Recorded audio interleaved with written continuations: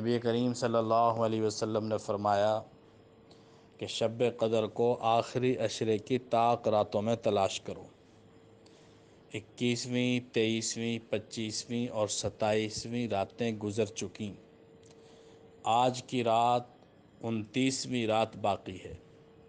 غلطیوں کا ازالہ کرنے کے لیے، معافی مانگنے کے لیے، قرب الہی حاصل کرنے کے لیے، معیت الہی حاصل کرنے کے لیے، اور رمضان میں جو غفلت ہوئی، طاق راتوں میں جو غفلت ہوئی، ان سب کا ازالہ کرنے کا آخری موقع ہے۔